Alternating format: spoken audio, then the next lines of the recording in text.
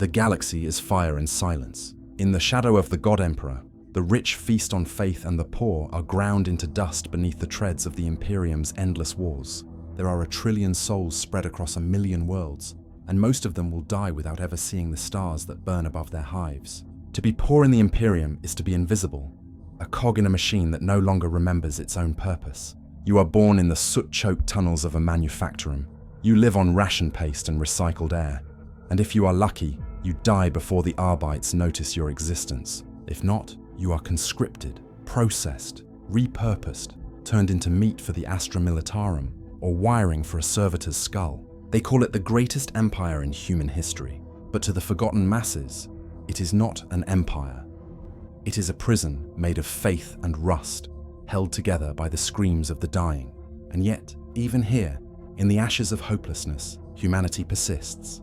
They pray to the Emperor not for salvation, but for the strength to survive one more rotation, one more shift, one more purge.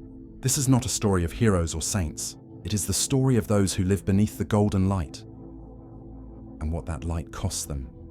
If you are drawn into this vision of the grim and the eternal, walk with us through the forgotten streets of the Imperium. Subscribe, share, and keep your Vox open, because in this galaxy, truth is a dangerous whisper, and every voice that remembers the forgotten becomes an act of rebellion. The sky was not a color, but a taste: metal, oil, and ash. It clung to the lungs like memory, heavy and impossible to cough free. Down in the underhive of Sindara Prime, the sun was a rumor, and light came only from the trembling orange glow of furnace fires and the static flicker of damaged lumen strips. There, among the endless tunnels of the Manufactorum, life began as it ended, beneath the roar of machinery that never slept. They were born into dust, children of soot and steam. They came squalling from mothers already marked by labor, their first breath stolen by the choking air of the hive. To be poor in the Imperium was to inherit exhaustion. The walls themselves seemed to breathe, groaning under the weight of centuries, layered with soot so thick that it absorbed sound. The only voices that could be heard were those of the Overseer's amplifiers barking shift orders, and the distant monotone of a Vox reciter whispering prayers to the Omnissiah, reminders that work was worship and stillness was sin. The worker had no name.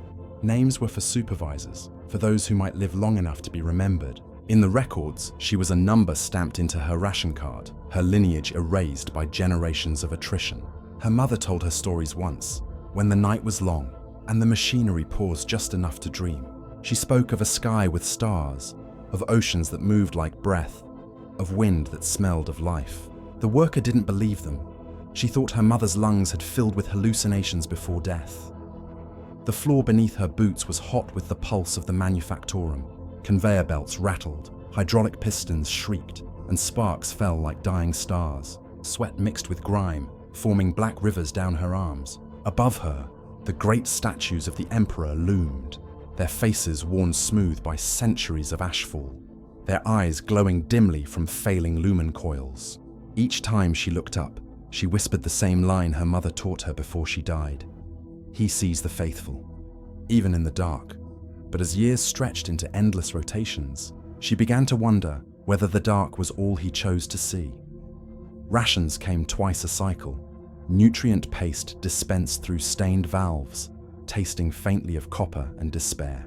The lucky ones got clean water filtered from upper levels. The rest drank condensation scraped from pipes. Blessed by whatever priest still remembered to perform the rite of purification, to sleep was not rest but surrender. She curled beneath the hum of the machines, dreaming only of silence. In those dreams, she stood beneath a real sky and woke gasping, terrified by the emptiness of it. Occasionally, a shift whistle would wail and the lines would stop. Then came the sound everyone feared: boots on metal, the heavy clank of Arbites patrols descending through the smoke. No one ever knew why they came, only that after they left, someone would be gone. A co-worker, a child, a supervisor who had spoken one word too softly or too loud. The worker learned not to ask questions. Questions were a heresy of the mind, and heresy brought fire. One evening, after 17 hours of assembling plasma couplings for the Astra Militarum, she caught her reflection in a sheet of polished steel. For the first time, she saw what the Hive had made of her. Eyes rimmed red, skin grey with soot, hair singed from proximity to open conduits. She looked less human than the servitors that labored beside her. They at least had purpose. She had only persistence. The shift horn wailed again, its echo rolling through the tunnels like thunder. Another day beginning, another day identical to the last. She lifted her wrench, the motion automatic, her muscles moving with the rhythm of faith. Somewhere above, beyond 1,000 levels of filth and fire, she imagined the imperial palace glimmering on holy terror, a light so pure that it burned worlds blind. For a moment, just a moment, she allowed herself to look upward through the cracks in the ceiling, where faint beams of gold filtered through the haze. Dust floated like tiny stars suspended in amber. She reached out, her hand trembling, as if to catch a fragment of that unreachable light. It dissolved on her fingers. The siren sounded again. Work resumed. The dream ended, and so another life in the Imperium began. Unseen, uncounted, eternal, as the smoke that filled her lungs. The next cycle began as all others did. Without dawn, without pause, without meaning. The worker rose from her nest of tattered fabric, bones aching, muscles twitching with the phantom rhythm of the assembly line. Around her, hundreds of others stirred in unison. It was not a waking. It was the turning of a machine. The klaxons screamed through the hab blocks, echoing like the roar of titans. Lights flickered to life one by one, pale and trembling, revealing faces carved from exhaustion. The scent of oil, recycled air, and human breath hung heavy. Across the corridor, a servitor lumbered past, its organic face frozen in mechanical serenity. Tubes pulsed where veins should have been, and its lips moved in prayer, though the sound that came forth was only static. She joined the river of bodies flowing toward the lifts, each worker clutching their ident tag like a relic. Above them, on vox grills corroded by rust, the day's sermon began. Labor is love. The Emperor sees your sweat. The Emperor sanctifies your pain. The voice was calm, rich and human, but it came from no human throat. It was an old recording, replayed 1,000 times until its faith sounded like a loop of static penitence. The lift doors opened. Inside, the air was damp and metallic. The worker stared at the floor as the platform descended, her heartbeat sinking to the mechanical rhythm. Someone coughed beside her, a dry, rattling sound that never quite ended. Coughs were dangerous. They drew attention, and attention was a luxury the poor could not afford. At the base of the shaft, the manufactorum awaited, a city of smoke and fire contained within steel walls. The ceiling was lost in darkness, but the glow of forges burned like false stars. Conveyor lines snaked through the gloom, carrying the endless components of Imperial war.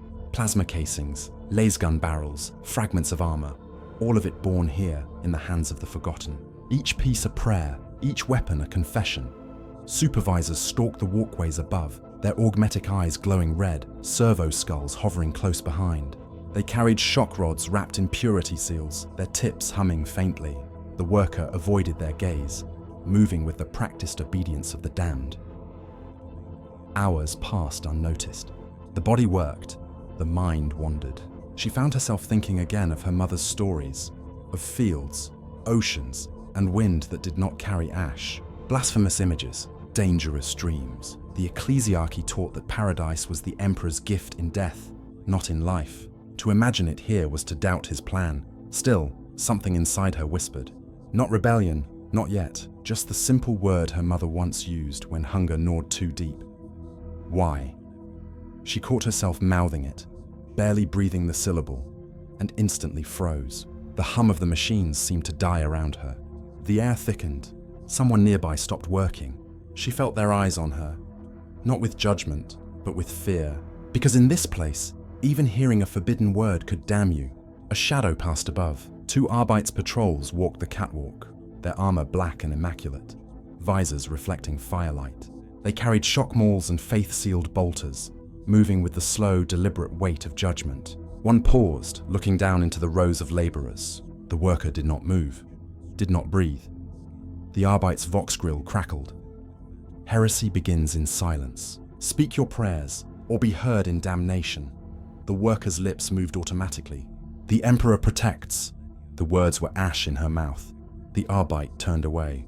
The machines roared back to life. The moment passed. But something in her had shifted. When the shift horn finally sounded, signaling the end of cycle, She did not feel relief, only the hollow ache of awareness. Around her, the others shuffled toward the lift, their faces identical in fatigue, their faith unbroken because it had to be. To doubt was to die, and death was too precious to waste. At the base of the corridor, she saw it, a smear of crimson across the steel wall, still wet, the shape of a handprint dragged downward. No one looked at it, no one dared. It was the only mark the disappeared ever left behind.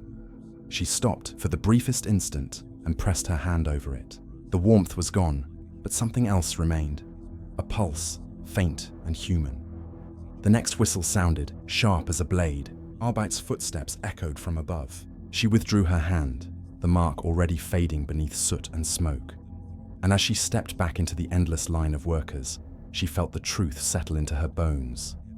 The Imperium did not need chains. It had faith, and faith was stronger than steel. When the Arbites came, they didn't arrive with sirens or warning. They came with quiet, a silence so complete that even the machinery seemed to falter in reverence. The worker was at a station when the lights flickered red. Somewhere above, a bell tolled once. The overseers froze. Every motion stopped mid-breath. Then the sound began. Boots on metal, heavy and methodical. It was the rhythm of judgment. Two enforcers emerged through the smoke, their armor lacquered black, embossed with the twin-headed aquila. The light from their visors cut through the haze in surgical beams, scanning the rows of laborers. Behind them floated servo skulls, their lenses whirring softly, recording everything.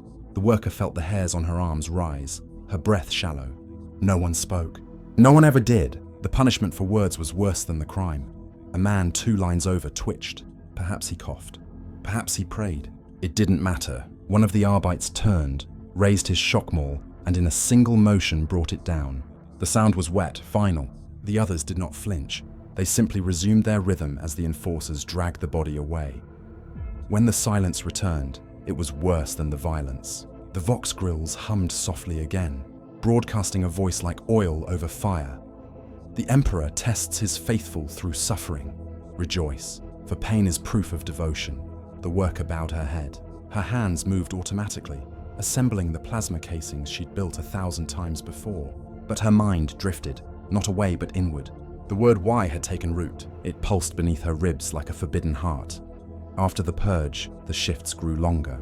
The overseers said it was to compensate for the loss of personnel. The worker didn't ask how many had been lost. Numbers had no meaning here. You were only counted when you were gone. She returned to her sleeping hollow after 36 hours of labor.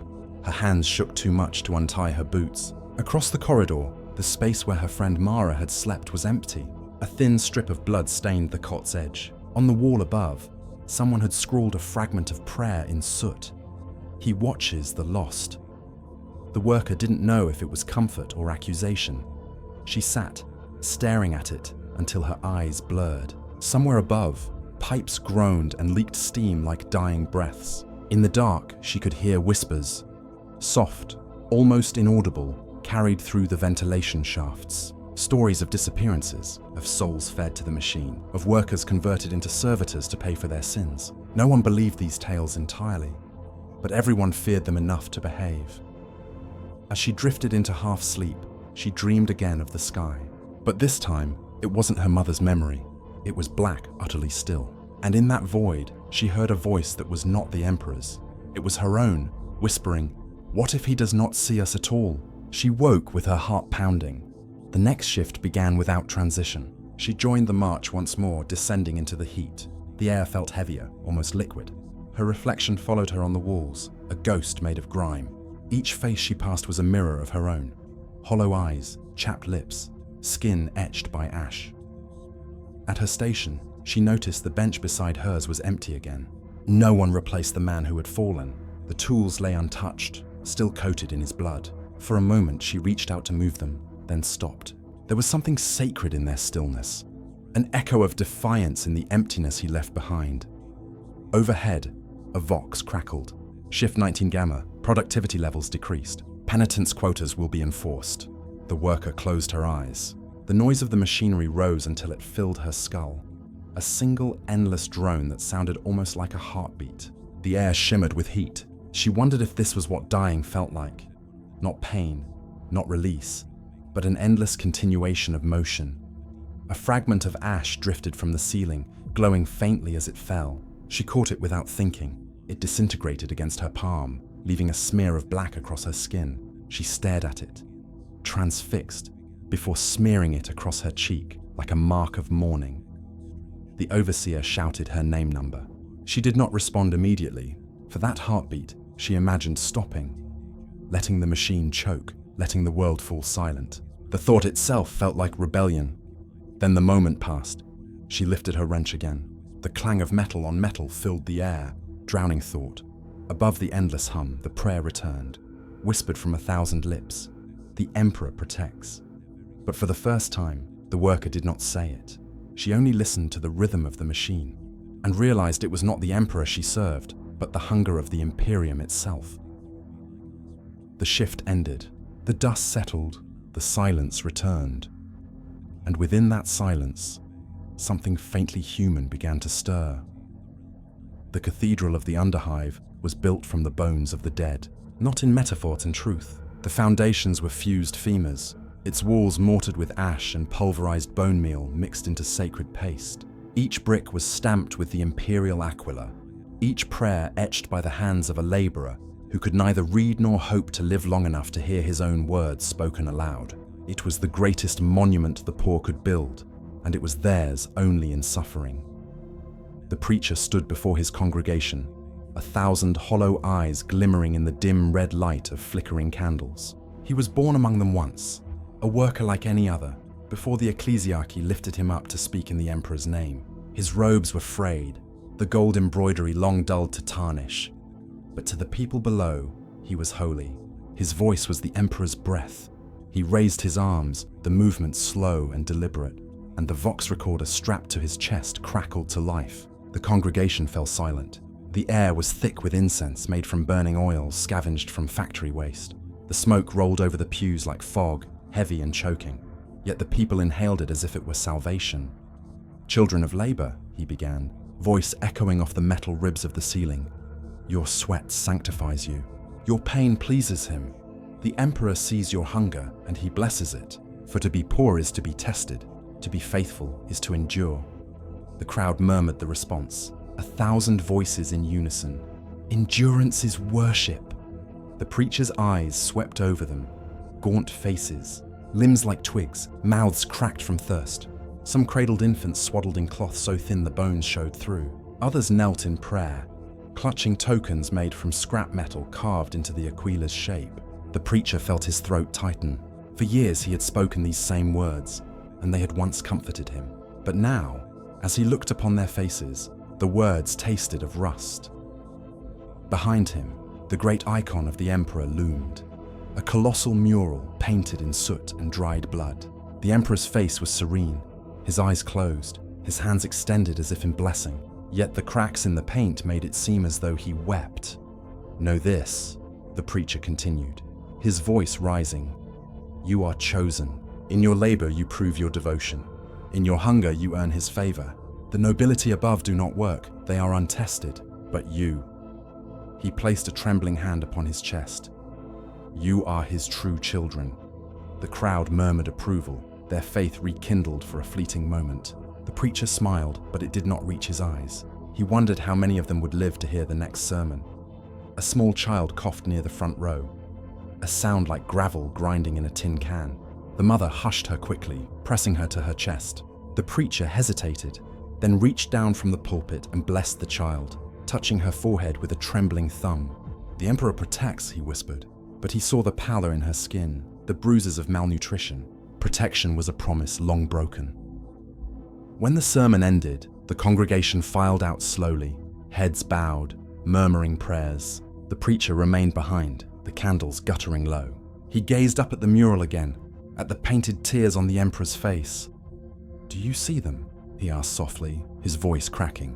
"Do you see what's done in your name?" Only the hiss of incense answered him. He sank to his knees before the altar, the metal cold against his skin. He whispered prayers out of habit, but they felt hollow now. Words carved from obligation, not belief. Somewhere deep inside, something in him had begun to fracture. He remembered his own childhood in the Hive, the hunger, the sickness, the endless fear. Back then, the sermons had been his only light. He had believed every word, believed that suffering was sacred, that endurance meant love. But now, standing amid the bones and smoke, he began to wonder, if the Emperor saw them, why did he remain silent? He rose and walked toward the door, extinguishing candles as he passed. The last one sputtered and went out, leaving the cathedral in shadow. For a long time, he stood in the doorway, looking out into the Hive's abyss, the flicker of forges, the silhouettes of servitors dragging bodies, the endless hum of machinery. He whispered to the dark, "If he truly sees us, then why does he let us burn?" The words vanished into the smoke. But for the first time in his life, the silence that followed did not feel holy. It felt like abandonment. The preacher had been summoned. The message came through the Vox slate at dawn cycle, a curt command from the upper spire of the ecclesiarchal precinct. No title, no blessing, just an order. Attend immediately. Bring records. The words chilled him more than the cold air seeping through the cathedral vents. He gathered his parchments, the brittle scrolls of confessions and tithes collected from his flock. Each one was a fragment of a soul sold to faith, a worker's plea for mercy, a widow's surrender of her ration cards, a dying man's vow to donate his body to servitor processing in exchange for absolution. Each was stamped with the ecclesiarchy's sigil, each soaked in sweat, tears, or blood. He carried them like relics as he ascended the spire's lift. The higher he rose, the cleaner the air became. The walls lost their grime. The light grew warmer, gold-tinted and steady. It was a different world, one he had once dreamed of entering. But as the lift doors opened, the scent that greeted him wasn't sanctity. It was perfume, incense, and something sickly sweet. The smell of indulgence disguised as holiness. Inside the precinct, priests in immaculate robes walked through marble corridors lined with saint statues and servo sensors. Their voices were soft, polite, and empty. They nodded to him without seeing him. He felt their gaze linger, not on his face, but on the stains of soot still clinging to his robe's hem. He was led into an office carved from marble and bronze. The man waiting for him was High Confessor Amon Reth, a name spoken in both reverence and fear. His robes gleamed with embroidered gold, his fingers heavy with rings etched in sacred text. Behind him, a window looked out across the Hive spire's upper reaches, a view of towers bathed in artificial sunlight, utterly alien to the dark labyrinth below. Reth didn't look up. "Your last quarter's devotion records," he said, voice smooth as glass. The preacher placed the parchments before him. "Yes, my lord, the numbers are low. Many are starving." "Starving?" Reth's lips twitched into a smile that wasn't one. "Then their faith should be stronger." The preacher hesitated. "Their faith is enduring, my lord. But the tithes, they have nothing left to give. Some offer blood, others..." Reth finally looked up. His eyes were like polished stone. "Faith is currency, brother. The poor are rich in it. You must teach them to spend it wisely." He turned one parchment over, smearing a faint bloodstain with his thumb. "This woman, she offered her child for service to the Schola Progenium. Admirable. This is the devotion we require. You see, hunger purifies the soul. Pain extracts true belief. Do not pity them. Guide them!" The preacher's stomach twisted. "And if they break?" he asked quietly. "Then they have failed the Emperor's test, and we recycle failure." Reth gestured toward a nearby servitor, once human, now a hollow shell of flesh and wire. No waste in his design. The preacher's throat was dry. "Forgive me, High Confessor, but I have begun to wonder if our sermons..." Reth's tone sharpened, a blade sheathed in silk. "Your sermons are not for you to wonder about. They are instruments. The word is the Emperor's weapon. You are the one who wields it, or it will be wielded against you." Silence stretched between them. Somewhere deep below, the Hive's forges rumbled. The preacher thought of the faces in his cathedral, the way they looked up at him with hope that felt like begging. He realized that Reth did not see them at all. To him, they were numbers, resources, a system of spiritual economy that never balanced, but always profited. Reth leaned back, folding his hands. "One more thing. Your recent sermon was unusual. A transcript reached my attention. You spoke of compassion, mercy. These are dangerous words. We must not confuse the Emperor's love with weakness." The preacher bowed his head. "Yes, my lord." "Good." Reth's voice softened again, almost kindly. "You will deliver the Feast of Suffering sermon tomorrow. Make it exemplary." Remind them that to hurt is to serve. The preacher left the office in silence. The lift descended, carrying him back into the dark where the air was thick with dust and decay. Each floor that passed felt like a descent through layers of hypocrisy. He clutched the remaining parchments to his chest, feeling the faint dampness of human blood seeping through the paper. When he returned to the cathedral, it was empty. The candles were cold. He sat before the altar and unrolled the confessions. One after another, he read them. The pleas, the sacrifices, the apologies for sins that were only survival. One note caught his eye. It was written in a child's uncertain hand. "Please, Emperor, make my mother smile again. She says you took her eyes so she could see you better." The preacher stared at it for a long time. Then he began to laugh, softly, brokenly, until the sound turned to weeping. The echo filled the cathedral, like a hymn that had forgotten its words. Outside, the bells of the manufactorum tolled for the next shift. Inside, the preacher folded the note into his sleeve. A relic of heresy, or perhaps the last fragment of faith he could still believe in. The next sermon began with blood, not in words, but in the way the candles bled wax down their holders, pooling in small crimson rivers dyed from the oils of the hive. The preacher stood before his flock once more, though now his heart no longer trembled with faith. He could still hear High Confessor Reth's voice ringing in his skull. Remind them that to hurt is to serve. He looked out at them, his people, and saw not sinners, but survivors, the same faces hollowed further by hunger. The same children, smaller now, eyes dulled by the absence of dreams. The same broken bodies kneeling on cold metal, whispering for salvation that would never come. Their faith was a flame kept alive by despair, and he was ordered to feed it. He began the sermon as expected. The Vox recorder crackled, filling the cathedral with echoes of his voice. "Pain purifies the soul," he recited.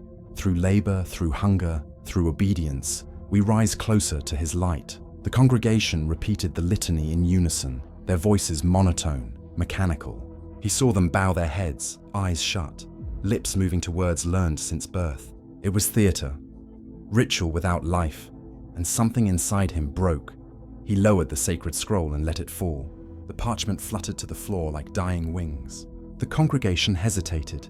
1,000 breaths paused in the same instant. The preacher looked down at the crowd, his voice soft, unsteady. "No," he said. "That is not truth." The Vox caught the word and amplified it, spreading it like wildfire through the cathedral. Murmurs rippled through the crowd. The servo skulls drifted overhead, lenses focusing. He continued, louder this time, every syllable a wound torn open. "Pain does not make us holy. It makes us slaves. Hunger is not proof of his love. It is proof of how far we've fallen from it. We pray to endure, but endurance is not living. We have forgotten how to be human." The murmuring turned to gasps. Some clutched their icons tighter. Others looked toward the door, afraid. The preacher's voice grew stronger. "The Emperor sees us, not as tools, but as children. He walked among men once, they say. He fought for us. Not for this." He gestured to the cathedral's cracked icons. "Not for this suffering. What honor is there in starving? What faith is left in silence?" A woman near the front began to cry. Others raised their eyes for the first time, confusion mingling with awe. The preacher felt a fire rising in his chest, not of damnation, but of liberation. "Listen to me," he said, stepping down from the altar. "You are not filth. You are not expendable. You are the Imperium. Without you, the forges stop. Without you, the armies die. The Emperor," his voice broke. "The Emperor would weep to see what has been done in his name." Then, the sound of boots. The cathedral doors burst open. Arbites stormed in, armor gleaming, bolters raised. Their visors flashed red, targeting sigils locking onto the pulpit. Servo skulls scattered. The crowd screamed, some dropping to their knees, others fleeing toward the exits. The preacher did not run. He turned to face them, the fire in his heart unwavering. "You cannot kill truth," he said. One Arbite raised his shock maul. "You speak heresy." "I speak mercy," the preacher replied.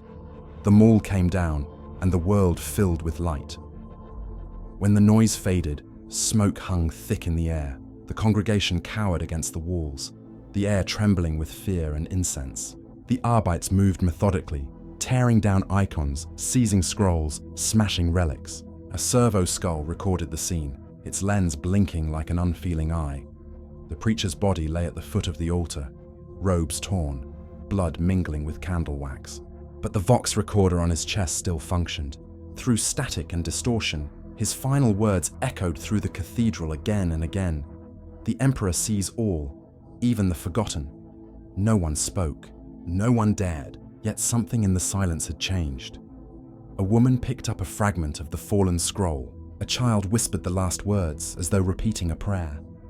By the next cycle, the ecclesiarchy declared the entire Hive sector under doctrinal correction. Cathedrals were cleansed by fire, sermons rewritten, memories erased. But deep in the Underhive, among the soot and darkness, a new prayer began to spread. One carried from lip to trembling lip, too soft to be heard by the Arbites, too powerful to be stopped. It was not the old chant of endurance. It was something smaller, gentler, and infinitely more dangerous. He sees the forgotten. The summons came like thunder through the Hive's endless night. Vox speakers blared from every corridor, echoing off metal walls.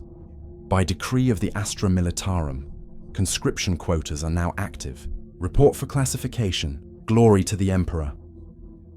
The words reverberated through the tunnels, carried by static and fear. The worker woke to the sound and knew her time had come. Around her others stirred, gaunt faces, eyes sunken deep in ash-blackened sockets. The air was thick with dust and resignation. Some prayed, some wept, some simply sat in silence, staring at their calloused hands. There was no escape from a tithe. The Imperium's wars devoured everything, and when the guns ran out of ammunition, it fed on people. She dressed in her grey work clothes, the same she'd worn since childhood. Her ration card and ident tag hung from her neck. She kissed them once, though neither meant anything anymore. They were relics of a life already spent. Outside, the procession toward the upper levels had already begun. Thousands of workers moved in single file, flanked by Arbites patrols. Each step was measured, each breath accounted for. Above them, banners hung from rusted rails. Serve the Emperor, serve humanity. The words seemed obscene now, painted in gold that glimmered faintly through soot.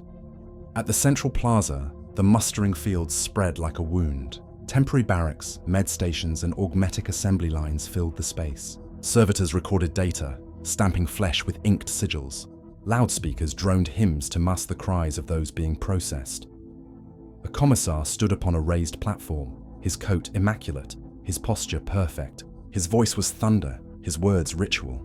You are the Emperor's chosen. The poor are purified through service. The weak are strengthened through sacrifice. Today you become his soldiers. The crowd answered not with cheers but silence. They understood the truth. This was not ascension, but culling. Yet still they obeyed, because obedience was all that remained. The workers' group shuffled forward. One by one, they were examined by Mechanicus adepts. Cold, clicking things draped in red robes. Their mechadendrites hissed as they scanned. Injected. Measured. One adept pressed a needle against her neck. She felt the sharp sting of identification fluid entering her veins. Designation accepted. The adept muttered. Fit for deployment. Genetic purity within acceptable margin. Record, Hive-born conscript, manufacturum origin.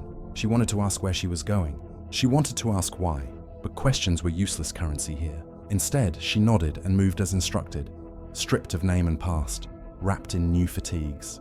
Her hair was cut, her hands washed in a basin of antiseptic fluid that smelled of iron and despair. From the processing pens, she could see the transports, massive scarred shuttles waiting like open mouths. Servitors loaded crates of weapons and rations, while priests blessed the departing with hollow benedictions. May your blood ignite the stars, one intoned, sprinkling sacred oil that reeked of promethium. A young boy beside her was trembling. His voice barely rose above the hum of machinery. Will it hurt? She looked at him, maybe 12, maybe younger, too thin to hold a rifle. Yes, she said softly. But maybe it will be quick, he nodded, as though reassured. Trumpets blared over the Vox. The commissar raised his bolt pistol skyward and fired once. The shot echoed like a judgment. For the Emperor, he roared. For the Emperor, the crowd replied. A reflex more than a choice. The first wave of conscripts marched forward. The worker followed, her boots clanging against the metal ramp as she entered the transport. Inside, the air was hot and stinking. Rows of seats lined the walls, filled with silent faces. The door sealed behind them with a hiss, cutting off the light of the Hive. The engines roared to life. The floor trembled. Through a small viewport, she saw the manufactorum shrinking below, the only home she'd ever known, disappearing into smog and shadow. For a moment, she felt something she hadn't in years, weightlessness. Not freedom exactly, but the illusion of it. A second before the next cage closed. Around her, the others murmured prayers. Some cried quietly. The boy had fallen asleep, head resting on her shoulder. She watched him, wondering if he dreamed of the Emperor or of food. As the shuttle broke through the upper levels, sunlight, real sunlight, burst through the clouds for the first time in her life. It was blinding, golden, divine. For one impossible instant, she believed it was the Emperor's gaze upon her. Then the light faded behind steel shutters, and the darkness returned. Above the hum of the engines, a Vox recorder played the same phrase again and again. You are the Emperor's chosen. You will serve until death. You will find glory in his name. She closed her eyes. The words were meant to comfort, but all she could think of was how many mouths the Imperium must feed, and how easily it turned them into bullets. The training world was named Vorga Primus, though few recruits ever lived long enough to remember it. It was a wasteland of cracked stone and iron dust, its horizon split by the silhouettes of crumbling fortresses. The air tasted of rust and promethium fumes, and the sun, if it could be called that, hung low and red, more ember than light. The Imperium did not build training camps for soldiers. It built slaughterhouses that shaped survivors. The worker, now little more than a number, an entry on a data slate, had been here for 70 days. Her name was gone, replaced by conscriptor 19G Delta. It was easier that way. The officers didn't want soldiers, they wanted compliance. The first lesson came on the transport's ramp. You will die for the Emperor, barked a sergeant, whose face was half metal. The only question is whether your death will have meaning. Then came the whips. Not punishment, but initiation. Pain was instruction. Pain was loyalty. Every dawn cycle, sirens tore through the barracks. Recruits stumbled out into the cold, lungs burning, bodies shaking from exhaustion. They ran through fields of ash until their feet bled, drilled with laser guns that overheated and burned their palms. Commissars watched from high platforms, eyes like distant stars, bright, cold, and unreachable. Any recruit who faltered was dragged away by servitors. No one ever saw them again, the worker endured. Not from faith, not from patriotism, but because endurance was the only thing she had ever known. Every scream, every strike, every command echoed the same rhythm she had lived in the manufactorum. Endless labor, endless obedience. The setting had changed, but the song was the same. One night, during weapons cleaning, she met the boy again, the one who had fallen asleep on her shoulder during transport. His head was shaved now, his eyes hollow. They sat in silence for a while, listening to the wind whistle through the barracks. Then he said quietly, "Do you think the Emperor knows us?" She looked at him, at the scars beginning to form along his knuckles. "He must," she said after a long pause. "Otherwise, who would we be dying for?" He nodded, but the question hung between them like smoke. In the days that followed, they became a squad. Not friends, not comrades, just survivors clustered together out of necessity. They learned to strip and reassemble laser guns blindfolded, to dig trenches in poisoned soil, to march until their legs gave out. The instructors spoke of duty and glory, of the Emperor's eternal light, but their eyes betrayed exhaustion. Even they were prisoners of the same faith. Sometimes, at night, she heard the priests outside the barracks chanting over the pyres. Their hymns rose like the wails of the dying. His light cleanses, his fire redeems. The wind carried the scent of burnt flesh. The priests called it incense. On the 40th day, the recruits were marched to the proving grounds, an open expanse of ash plains bordered by ruined statues. A single word was painted on every broken column: obey. The sergeant stood before them, his augmetic jaw gleaming. "Today you stop being workers," he shouted. "Today you become soldiers." A gate opened and the ground beneath them trembled. From the far end of the field, mechanized targets rose, drones shaped like human figures, armed and moving with eerie precision. The recruits were handed laser guns with fresh cells. "Kill or be killed," the sergeant said simply. The field erupted in red light. The worker fired blindly at first, her shots erratic. Around her, others screamed as the drones returned fire with live rounds. The boy beside her fell to one knee, clutching his arm, blood soaking through his fatigues. She pulled him behind a rusted barricade, hands slick with his blood, the scent sharp and metallic. "Keep firing," the sergeant roared. She did, not out of courage, but out of instinct. Her shots grew steadier. Each drone that fell filled her with something she didn't recognize. Not pride, not hatred, but survival's cold clarity. When the siren finally signaled the end, the ash was littered with bodies. Only half of the recruits stood. The rest were being dragged away by servitors, their faces already forgotten. The sergeant surveyed them with dispassion. Those who live, he said, were worthy. Those who died served the Emperor in death. This is balance. That night, the surviving recruits received their first meal that tasted like food. A bowl of thick stew, grey and warm. They ate in silence, the boy's arm bandaged, his eyes distant. The worker stared into the bowl, realizing that the taste of nourishment felt wrong. It was as if her body no longer knew what to do with comfort. Before lights out, the commissar entered the barracks. His voice was quiet but carried the weight of scripture. "You are now soldiers of the Astra Militarum. You will serve until death. Remember, mercy is treason, doubt is heresy, and failure is the Emperor's greatest sin." The recruits echoed him. Failure is sin. As the lights dimmed, the worker lay on her cot, staring at the ceiling's corroded steel. In her mind, she saw the drones falling, one by one, human shapes collapsing in the dirt. It should have felt like victory. It only felt like repetition. The Hive, the forge, the training field, all the same song, played in different tones. She turned her head toward the boy. He was already asleep, lips moving as he dreamed. She could just make out the words. It wasn't a prayer this time. It was heresy, a whisper of the preacher's last sermon. The Emperor sees all, even the forgotten. She didn't silence him. She closed her eyes and let the words echo, faint and fragile, until they were all she could hear. The sky burned the color of gunmetal and ash. It wasn't dawn. There were no dawns on Vorga Primus, but the air trembled with the hum of drop engines and the scent of ionized dust. The conscripts had finished their training. Now they would learn what the word war truly meant. The worker, the soldier now, sat in the troop bay of the Valkyrie transport, her lasgun resting across her knees. The weapon was warm, almost alive. She had cleaned it so many times it felt like a part of her body. Another limb wired for obedience. Around her, the other soldiers sat in silence, their expressions hollow, their faces painted with the soot of the dead. The boy was there too, smaller still beneath the weight of his flak vest, his hands trembling as he checked his ammo pack. Across the bay, the commissar's voice cut through the noise of the engines. "You are the hammer of the Imperium. You are the Emperor's wrath made flesh. Do not fear death, for it is his reward." The soldiers repeated the words in unison, a single voice stripped of individuality.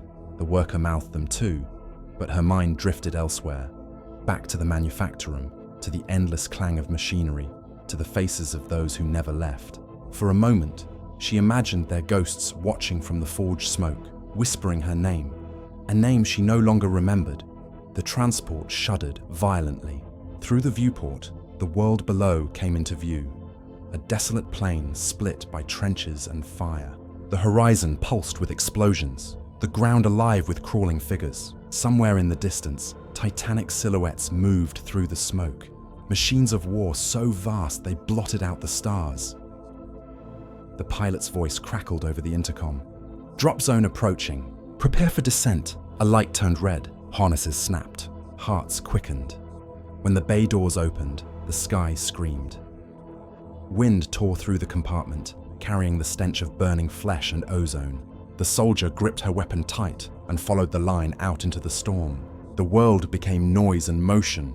Gravity vanished, then returned in a violent crash. She hit the ground hard, rolled, and came up firing. The enemy was already there, shapes in the fog, twisted, insectile, inhuman. Lasfire streaked through the gloom, cutting them down in flashes of red. The ground shook with impact after impact. She didn't think. She didn't breathe. She fired, reloaded, fired again. Around her, men and women screamed prayers and curses alike. The air reeked of promethium and blood. Somewhere ahead, the boy fell, his rifle spinning into the dirt. She ran to him, dragging him behind a shattered wall. His chest armor was cracked, blood pouring through the gap. "I can't feel my legs," he gasped. She pressed her hand against the wound, desperate, futile. "You'll live," she lied. He tried to smile, teeth red. Does he see us now?" She couldn't answer.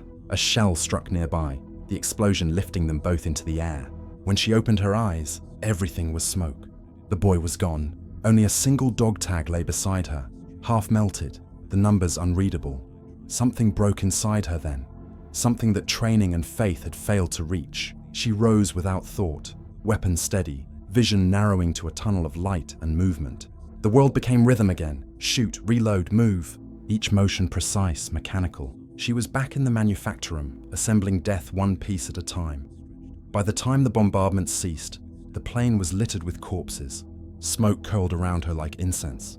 The Vox crackled. Objective secured. The Emperor protects. She dropped to her knees. Around her, the survivors gathered what was left of their squad. A priest moved among them, blessing the dead with water that reeked of iron. "They are redeemed," he said softly. "Their suffering is his glory." The soldier looked at him, her face expressionless. "What glory?" she whispered. He did not hear. As night fell, the surviving regiment dug into the dirt, waiting for the next assault. The stars above were cold and distant, no different from the sparks that once danced in the forge. She held the melted tag in her palm until it burned her skin. When the wind shifted, she thought she heard a voice carried across the battlefield. Faint, fragile, human. "The Emperor sees all, even the forgotten." She didn't know if it was memory or madness. It didn't matter. She looked to the horizon, where the firelight flickered like dying candles. "If you see us," she said into the dark, "then remember us." Her breath misted in the cold. Her eyes closed. The gun still rested in her hands, heavy as guilt. At that moment, for the first time in her life, she prayed. Not for the Emperor, but for the poor, for the broken, for those ground into the machine, until nothing human remained, and the wind carried her words away, into the endless night of the Imperium.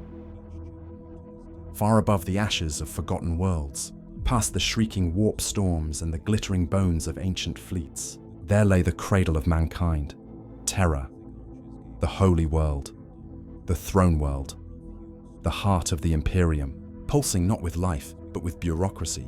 It was said that 1 billion prayers rose from its surface every hour. It was also said that none were ever heard. Here, in the endless hive of offices, cathedrals, and archives, the air itself was made of dust. Sacred, measured, documented. Every breath had a form, every death a file. Mountains of parchment rose like geological strata, the sediment of 10,000 years of empire. The machine of faith was not run by saints or generals, but by clerks who had long forgotten the world beyond their data slates. Among them was adept archivist Ilian Thas, a man whose existence could be measured in records rather than days. His back was bent from decades of transcription. His fingers were stained with ink and nutrient paste. He worked in the Departmentum Unitorum's subsector tithing bureau, Vault 7C, where the walls hummed with cogitator arrays older than most planets. His task was simple: record the dead. Every morning, he received a stack of parchments delivered by Servoskull. Lists of names, designations, planetary origins. Each name represented a life expended in service to the Emperor. Every mark of ink was a funeral. Ilian wrote with precision, his script flawless, his pace unbroken. The quill moved like a machine, guided not by thought, but by ritual. He no longer wondered who these people were. To do so was to drown, but sometimes, only sometimes, a phrase in a margin caught his attention. Hiveborn, Manufactorum class, no next of kin, or infantry conversion complete. Remains repurposed. He did not know what repurposed truly meant. He had heard whispers from the lower archives, of corpses fed to processing machines, of servitor flesh grown from cloned remains. He told himself it was rumor. Rumor was safer than truth. Once long ago, he had believed in the sanctity of his work. The ecclesiarchy taught that every record was a prayer, every entry an act of remembrance. But the longer he served, the more the prayers felt like eulogies for the living. That morning, he found something strange among the files. A set of documents marked non-standard attrition. The names were familiar, thousands of them bearing the same Manufactorum designation, The same Hive classification. He traced the codes backward through the archives, his fingers trembling. The data streams looped endlessly. There was no source file, no official tithe record. It was as if those people had never existed. He frowned, adjusting his cracked spectacles. Perhaps it was clerical error. Perhaps not. Curiosity. The last sin of an adept stirred in him for the first time in decades. He keyed in a restricted data sigil, bypassing a dozen layers of encryption older than the current ecclesiarch. The cogitator buzzed, its runes flickering like candlelight. Then for a moment, he saw it. A hidden file beneath the archives, buried in forbidden code. Its title was simple, chilling. Reclamation Quota, Sub-Hive Populace. Before he could open it, the screen went dark. He sat back, the silence pressing in like a physical weight. The cogitator rebooted with a whisper of static. A new message appeared on the screen. Access logged. Clearance exceeded. Faith audit pending. His heart froze. Faith audit. The polite word for interrogation. Ilian stared at the dark glass, his reflection a ghost framed in candlelight. Somewhere above him, servo skulls drifted through the corridors, their red optics scanning for heresy. The hum of the archives grew louder, like breathing. He wanted to believe it was just a warning, a system glitch, but deep down, he knew the truth. He had seen something not meant to be seen. He rose from his station, his joints cracking like old wood. The chamber stretched endlessly, filled with the scratching of 1,000 other scribes, each recording death with religious devotion. None looked up. None ever did, he whispered. Does anyone even know what we're writing for? The words vanished into the air, swallowed by the rustle of parchment and the steady tapping of quills. He sat again, staring at the blank screen before him. The ink on his fingers looked like blood. Somewhere deep in the vault, a hymn began to play. Soft, mechanical, eternal. The Emperor is the Word. The Word is eternal. Ilian dipped his quill into the inkwell and resumed writing, each stroke trembling slightly. But now, behind every name, he saw the ghosts, the poor, the forgotten, the ones erased even from the record of their erasure. He wrote until his eyes burned. He wrote until he could no longer tell ink from ash, and still, the machine kept feeding him names. Sleep was a luxury not afforded to the Adepta Administratum. When Adept Ilian Thas closed his eyes, it wasn't rest that came, only flickering images of data streams and endless lists of names. He dreamed in numerals and stamps, in ink and blood. The faces of the dead had no form. They were columns of digits neatly aligned. But that file, Reclamation Quota, Sub-Hive Populace, had marked him. The phrase returned to him in his thoughts like a prayer he did not choose to recite. By the next cycle, he knew he had to find it again.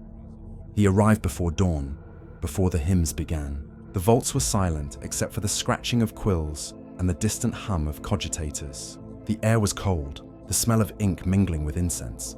Statues of saints and bureaucrats loomed from the shadows, their marble eyes blind and accusing. Ilian took his seat at the console. He entered the code again. The cogitator resisted, humming softly as if in warning. He bypassed 3 layers of permissions and reached a deep archive labeled Faith, Efficiency Ledger.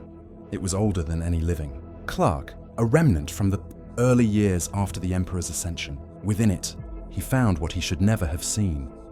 The ledger detailed tithes not of grain or ore, but of population, numbers of unproductive citizens, from sub-hive levels designated for biological reclamation. His fingers trembled as he scrolled. Millions of names, sorted by world, by labor output, by faith index. Next to many was a short notation. Reassigned to Mechanicus Division. Organic yield. Satisfactory. He stared at the words until they blurred. Organic yield. He understood at last what repurposed meant. The dead he recorded every day were not merely casualties of war. They were resources. Their bodies turned to fuel, to servitor components, to biomass for the manufactoria. The Imperium was not built on devotion alone. It was built on consumption, of faith, of flesh, of entire generations. His breath quickened. The cogitator screen seemed to pulse in the candlelight, each rune beating like a heart. He reached for his quill, but his hand was slick with sweat. A droplet fell on the parchment and spread like blood. From the corridor outside came the faint sound of footsteps, steady, metallic. Servo skulls, perhaps, or something worse. He froze, listening. The sound passed. He looked back to the screen and began copying the data by hand. Each word felt heavier than the last. Reclamation, conversion, repurposing. He wanted proof, something tangible to show that the machine devoured its own. Hours passed. His quill scratched until it broke. He replaced it without thought. When he finally stopped, his fingers were black with ink. His face wet with tears he hadn't realized he'd shed. He hid the copied pages inside a maintenance duct behind his station. He knew it wouldn't save him, but perhaps one day someone else would find them, someone who still believed. A chime echoed through the vault, the shift bell. Other adepts began to rise from their desks, stretching like corpses animated by duty. Ilian stayed seated, staring at the parchment before him. On it, he had written a single line beneath the last entry. Faith cannot balance an empire built on ash. He felt a presence then. The hair on his arms rose. Slowly he turned. A figure stood behind him, a robed woman, tall and silent. Her face was obscured by a porcelain mask inscribed with imperial scripture. In her hands she held a data slate marked with the sigil of the Inquisition. "Adept Ilian Thas," she said, her voice cold, emotionless. "Your access logs show unauthorized review of classified tithe records. Stand for verification." He rose, his knees weak. I was reconciling numbers," he stammered, cross-checking mortality indexes. "There was an anomaly." "There are no anomalies," she interrupted. "Only inefficiencies." "And inefficiency is heresy." He opened his mouth to speak again, but she raised a gloved hand. "Do you believe in the Emperor, Adept?" His throat tightened. He thought of the file, of the millions reduced to ledger lines. He thought of the endless prayers whispered into silence. "I used to," he said. The woman tilted her head, as though studying an insect. "Then you have already confessed." Before he could move, she gestured to the servo skulls hovering behind her. Their optics flared red. A low hum filled the air. Ilian took one last breath. He thought of the parchment hidden in the duct. His only act of rebellion. His only prayer. Then the hum became light. When the next shift began, his desk was empty. The ink stains had been scrubbed clean. The records continued.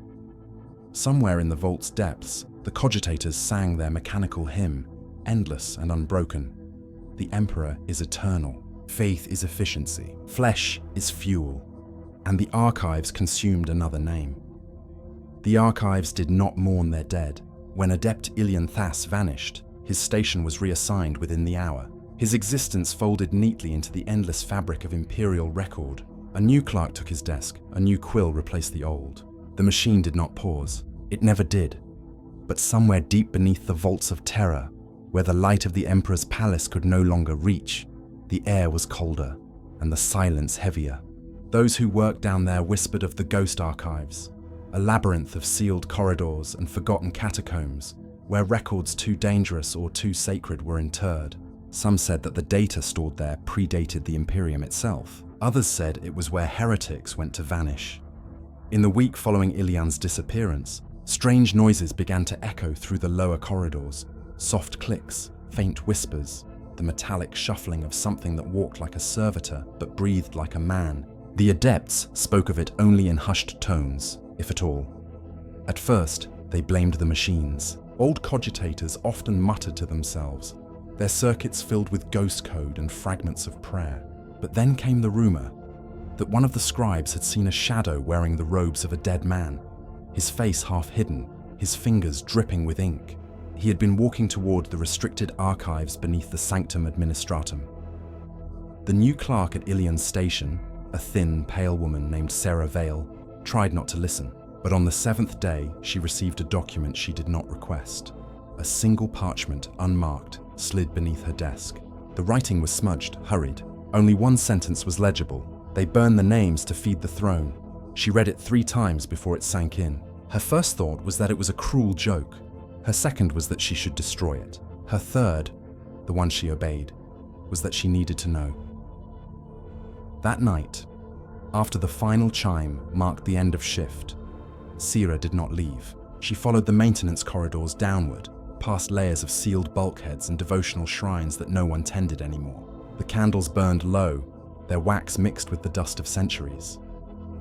Eventually, she reached a door marked with a fading sigil. authorized custodians only. The lock had long since corroded. She pushed it open. The air that met her was colder than anything she had felt before. Dry, heavy, ancient. The corridor beyond sloped downward into darkness. Along its walls were alcoves filled with filing cabinets, their drawers sealed with purity seals so old their ink had faded. Some were broken open, revealing empty folders. Others wept rust like dried blood. She moved forward, her lantern flickering. As she descended, the silence grew oppressive, punctuated only by the distant murmur of machinery, or perhaps voices. It was impossible to tell. At the end of the passage, she found a chamber unlike any she had seen before. The walls were lined not with parchment, but with crystal databanks humming faintly with power. In their glow, she saw shapes, silhouettes suspended inside, as though trapped within the glass. Faces, thousands of them. She stepped closer. They were not statues, they were recordings. Neural echoes captured at the moment of death, flickering endlessly in a loop of eternal service. Human minds, archived like data, their whispers forming the low drone that filled the chamber. A plaque above the vault read, "They serve still." Sarah's breath caught in her throat. She understood now. The Imperium never wasted anything, not even the souls of its dead. The faithful were recorded, their thoughts stored to assist the bureaucracy, their consciousness ground down into endless prayer. As she stood frozen, a figure appeared from the shadows, a servitor, its face half human, half metal, but its eyes were wet, glistening. It was crying. It turned toward her and spoke, its voice distorted but human. "Remember us." The lights flickered violently, the air filled with static. The databanks began to hum louder, the faces within flickering like candle flames. She stumbled backward, clutching her lantern. The servitor reached out, its hand trembling. "He does not hear us," it whispered. "But you can." Before she could answer, alarms blared through the corridor. Servo skulls descended from above, their lenses glowing crimson. She ran, up the passage, through the dust and shadow, her breath ragged. Behind her, the lights dimmed one by one. The last thing she heard before the door sealed shut was a chorus of voices whispering in unison. "Faith is memory. Remember us." When she returned to the main vault, dawn was breaking over Terra's smog-shrouded horizon. The halls were empty. Her desk was gone, replaced by another's. Her ident sigil no longer registered in the cogitators. She turned to leave, but a new file awaited her on the central terminal. Unsigned, unsealed, glowing faintly. Its title, Adept Ilian Thas, reassignment complete. Her name was listed below it. By the time the next shift began, no one remembered her either. Deep below in the silent vaults, the databanks whispered eternally. Each voice a prayer, each memory a ghost, and somewhere in the static, a faint echo persisted, stubborn as hope. The Emperor sees all, even the forgotten. Across the galaxy, the Imperium burned. Planets died in silence, their names erased from star charts and memory. Hive worlds choked on their own smoke. Forge worlds drowned in rivers of molten steel. And the faithful, the poor, the voiceless, the expendable, continued their work, their prayers, their slow march toward oblivion. Yet in the spaces between the words of the Imperial Creed, something else began to stir. It started as a whisper, not rebellion, no one dared call it that, but a murmur carried by the wind of dying worlds. On a mining moon orbiting the corpse of a red sun, a worker carved words into the wall of her dormitory with the edge of a broken ration knife.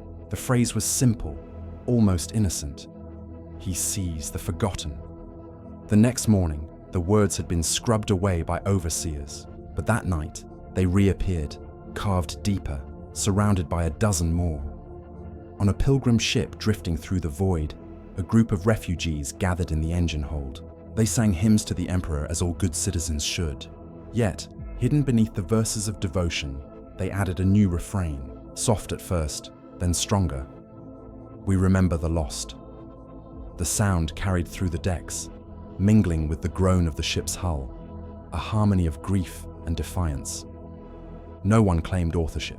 No one spread it openly. But wherever the Imperium's poorest lived and suffered, the words found them, like sparks falling on dry tinder. The ecclesiarchy noticed.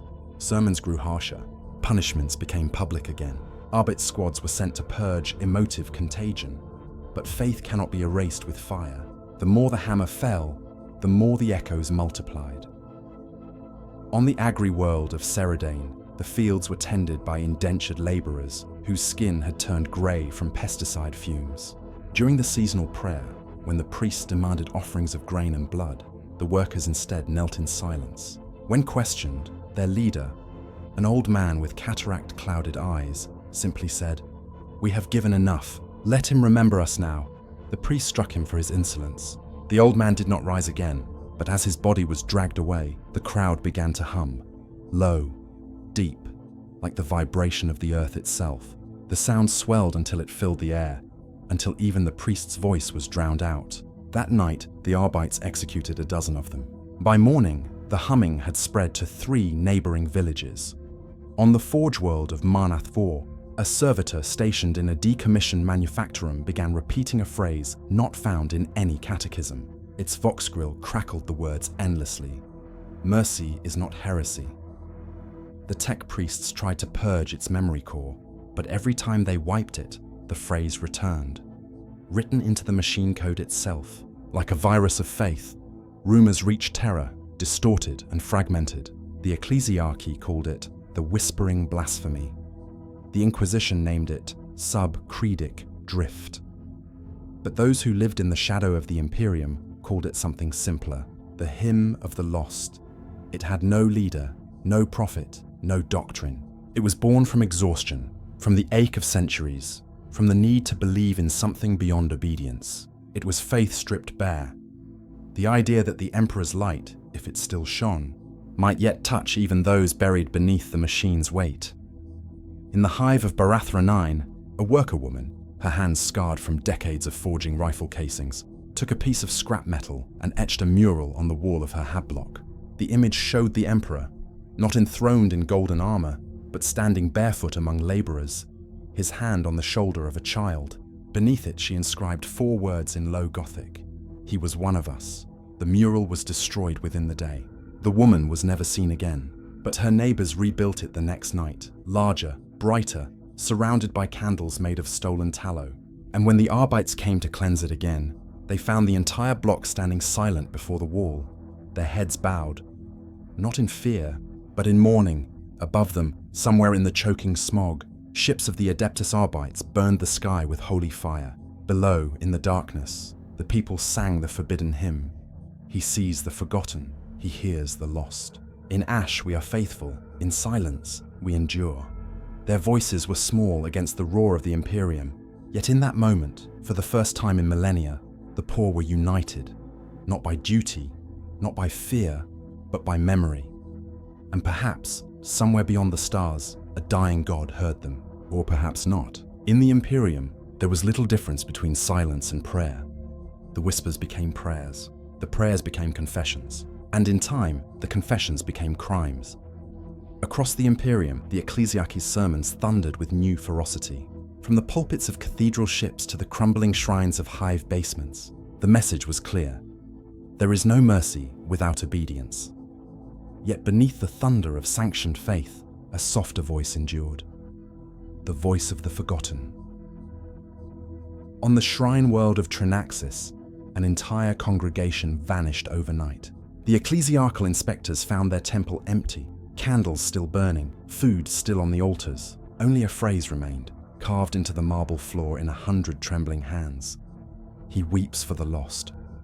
The words were scrubbed away, and the temple rededicated. But in the weeks that followed, pilgrims from across the planet began whispering the phrase into their prayers. Some said the statues of saints wept oil. Some said the icons cracked at the sound. In the archives of terror, new decrees were issued. Preachers who spoke of compassion were reassigned. Those who lingered were tried. Mercy became a form of sedition, yet mercy persisted, not as word or law, but as rumor. It spread through service tunnels and manufactoria, through prison blocks and mining colonies. A mother in a Hive city taught her child a prayer that no ecclesiarch would ever sanction. He sees us even when we are small. He weeps so we may not have to. He remembers the dust. The mother was taken. The child grew. Years later, he would become a soldier, and on a distant battlefield, he would whisper those same words as he died. Among the Adeptus Mechanicus, a tech priest named Solène recorded an anomaly within her assigned servitor ranks. Unit after unit began emitting the same audio fragment between labor cycles. A corrupted vox signal, rhythmic and melodic. When decoded, it revealed an ancient hymn in Low Gothic. The same phrase repeated endlessly, "The Emperor remembers." Solène reported the glitch to her magos. He ordered her silence. But before she was reassigned, she encoded the hymn into a data cog and hid it within the Sanctum's machine choir. The hymn spread through the binary channels like wildfire. Soon, across several Forge worlds, entire systems began to hum with what the Magi called spiritual interference. Inquisitors purged the afflicted Manufactoria. Tens of thousands were executed, hundreds of servitors decommissioned. The Mechanicus denied the reports, though the sound persisted in the background of Vox transmissions. Faint, harmonic, haunting. It became known among the laborers as the mercy signal. Those who heard it swore it carried warmth, as though the Emperor himself breathed through static. On the world of Kess, a plague-ridden agri-moon quarantined for decades, the last survivors gathered within a collapsed silo. They had no priests, no icons, no light, only each other. When the youngest among them, a boy blind from fever, asked his grandmother to tell him of the Emperor, she took his hands in hers and whispered, "He does not speak to us, child, but he listens. That is his mercy." The boy nodded, smiling faintly as the breath left him. The old woman continued to hum, the same melody the Forge servitors once repeated. Soon the others joined her, not in faith, but in memory. The Inquisition, ever vigilant, declared the spread of the mercy signal an emerging heresy. Ordo Hereticus agents traced its origins to a dozen systems, each infected by what they termed empathic deviancy. They spoke of it as a virus, as if compassion were a disease. Entire settlements were cleansed for piety, Vox. Archives were purged, but it was too late. You cannot silence a song that no longer needs words. On one night, or perhaps it was many, a storm of psychic interference rippled through the Astronomicon. Astropaths reported visions not of the Emperor enthroned, but of a great shadow weeping over a sea of broken stars. The ecclesiarchy dismissed it as warp corruption, but among the astropaths themselves, a few dared to record what they saw. They called it the Weeping Light. It lasted only a moment, then vanished. Still, those who witnessed it described the same feeling. Not fear, but peace. For the first time in memory, the hum of the Astronomicon softened, as though the great beacon paused to listen. Far below, on the Hive world of Barathra 9, the woman's mural still stood. It had been rebuilt again and again, each time larger. Pilgrims came from neighboring hab blocks to see it. They knelt in silence, candles flickering in recycled air. Children traced the Emperor's hand in the mural. Not the golden one, not the weapon, but the hand that reached downward toward the poor. And when the sirens of the Arbites sounded once more, when fire fell again from the heavens, they did not scatter, they sang. Their voices rose through the smoke, through the broken streets, through the holes in the Hive's roof that led to the poisoned sky. It wasn't loud. It didn't need to be. He weeps for the lost. He listens for the silent. We endure in his shadow. When the flames finally took them, there was no scream, only the echo of the hymn, carried upward into the choking air, and somewhere, beyond the reach of any inquisitor's gaze, the stars flickered once, not brighter, not dimmer, but alive. The Hive burned for 7 days. No reports reached the administratum. No memorials were made. To the machine of empire, it was a localized heresy, a necessary purification. To the people who lived there, it was the end of everything. When the firestorm subsided and the air cleared enough to breathe again, what remained of Barathra 9 was not a city, but a graveyard. Towers of slag and glass. Streets turned to black rivers of melted steel. And yet, life persisted. It always did. In the ruins of a manufactorum, a girl no older than 12 sifted through the ashes for metal scraps. Her skin was grey with soot, her eyes hollow but unbroken. She had no memory of a world before the fire. All she knew was hunger and the whisper of a song that lingered in the walls. A melody her mother once sang before the Arbites came. She didn't remember the words, only the rhythm. It was enough. She scavenged with others like her. Children born of the ashes, nameless, stateless, invisible. They moved through the ruins in silence, their steps echoing through corridors that had once thrummed with industry and prayer. Above them, the sky glowed faintly gold, where the sun tried to break through the smog. Sometimes they found relics, fragments of the old world, A piece of a saint's statue melted into a shape that no longer resembled anything divine. A burned data slate still humming faintly with half-deleted hymns. Once, she found a piece of metal etched with 4 words, blackened but legible. He was one of us. She kept it hidden beneath her coat, close to her chest. The ecclesiarchy eventually returned, of course. They always did. A new preacher came, cloaked in white, his armor polished, his eyes shadowed by the weight of duty. He stood upon a broken platform where the cathedral once stood and spoke to the survivors. "The Emperor forgives," he said, his voice amplified by the vox. "You were misled by false prophets, deceived by weakness. But he offers you a chance at redemption. Rebuild, serve, believe." The people listened. Some knelt, some wept. The girl stood at the edge of the crowd, clutching her scrap of metal. The preacher's words echoed hollowly in her ears. She did not hate him. She did not believe him either. She simply watched, eyes wide and unblinking. That night, she returned to her shelter and sat among the ruins. The wind whistled through the broken pipes, carrying the faint hum of machinery far below. The pulse of the Imperium still alive, even in its decay. She took the piece of metal in her hand and began to hum again. The same melody, the same heartbeat. Her voice was quiet at first, then stronger. Others heard and joined, a few at first, then more. Soon the ruins were filled with voices, soft and human, blending with the sighing wind. No one called it rebellion. No one called it faith. It was something older than both. Remembrance. And through that act of remembrance, endurance took form.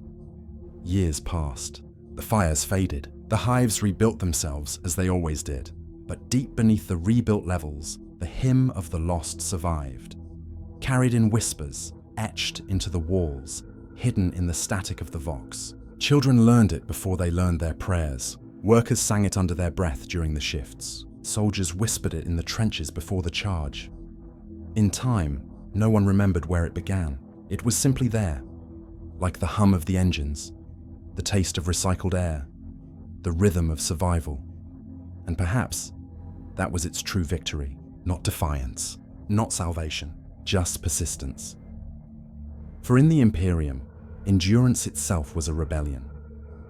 Somewhere far above, the stars shimmered through the polluted haze. The Astronomicon still burned, cold, eternal, unblinking. Billions looked to it and saw the Emperor's light. Billions more bowed before it and never questioned its cost. But on that forgotten world, a handful of the poor looked up and saw something different. They saw the light not as promise, but as reflection, a distant reminder that even in the darkest pit of the galaxy, something still endured, something human. The girl, now grown, stood at the edge of the ruins and looked toward the horizon. The wind tugged at her tattered coat. In her hand, the scrap of metal glinted faintly in the dying light. She whispered the final words of the song, the same words her mother once murmured through tears and smoke. The Emperor protects, but the poor protect each other. The words faded into the wind, lost among the endless murmur of the hive. But for one brief moment, the golden light above seemed to flicker, as if the stars themselves bowed their heads in acknowledgement. And then the galaxy moved on. The machine continued.